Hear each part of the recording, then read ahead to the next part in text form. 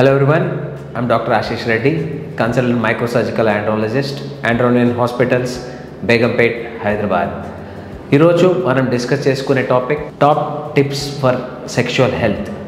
So మొదటిగా దీంట్లో మనం ఎలాంటి ఫుడ్స్ తీసుకోవాలి, ఎలాంటి ఫుడ్స్ అవాయిడ్ చేయాలి, ఆల్కహాల్ తీసుకోవచ్చా, సెక్స్ కంటే ముందు ఏం టిప్స్ మనం ట్రై చేయాలి, సెక్స్ తర్వాత what are the things which we need to do, అంటే సెక్స్కి అంటే ముందు ఏం చేయాలి, సెక్స్ తర్వాత ఏం చేయాలో దాని గురించి మనం డిస్కస్ చేస్తున్నాం. మొదటిగా కామనెస్ట్ ఆల్వేస్ ఫుడ్స్, ఏ ఫుడ్స్ తీసుకుంటే సెక్షువల్లీ వెల్ ఉంటాము.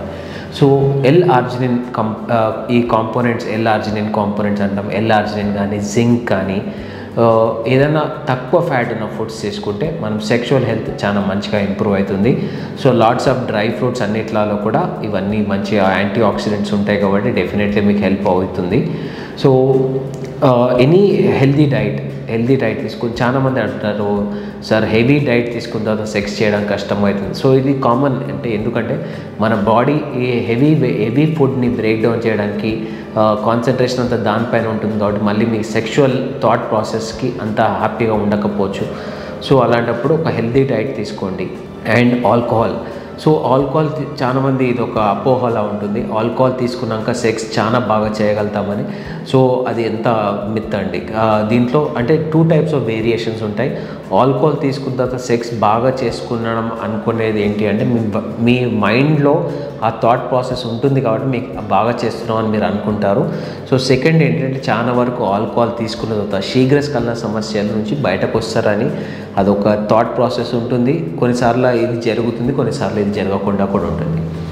సో ఎవరికైనా శీఘ్రస్ఖలనం ఉన్న వాళ్ళు సో సెక్స్ కంటే ముందు మీరు చేయాల్సింది ఏంటంటే జనరలీ ఇది కామనెస్ట్ టిప్.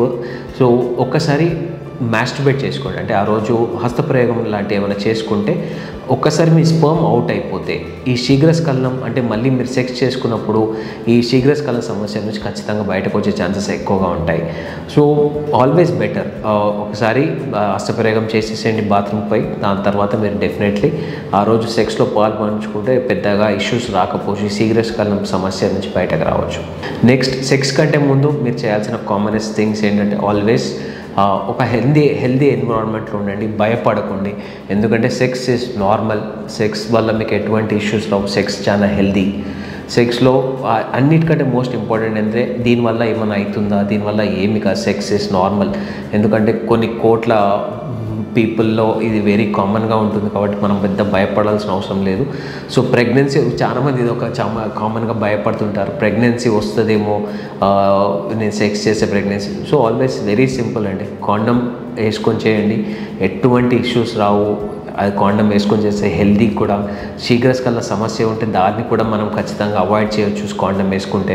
ప్రెగ్నెన్సీ రాదు, ఇన్ఫెక్షన్స్ రావు, ఒక పర్సన్ నుంచి ఇంకో పర్సన్ ఇన్ఫెక్షన్స్ వచ్చే ఛాన్సే ఉండదు కాబట్టి always use condom, it is very very safe.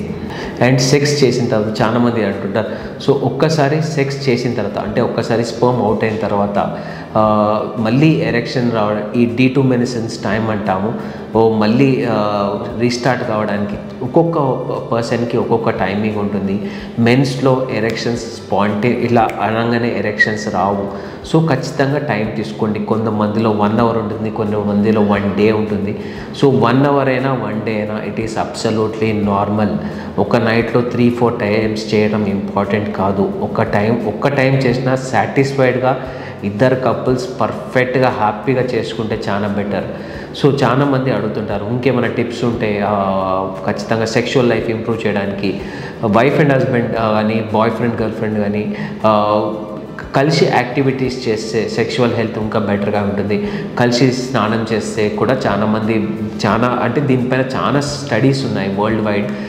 ఇలాంటి స్టడీస్లో చెప్పింది ఏంటంటే జనరలీ ఒక అబ్బాయి కలిసి స్నానం చేసినప్పుడు వాళ్ళ బాడీలో హార్మోన్స్ అన్నీ నార్మల్గా రెగ్యులేట్ అయ్యాయి, వాళ్ళ బాండింగ్ ఇంకా మంచిగా ఇంప్రూవ్ అయిందని చెప్తారు.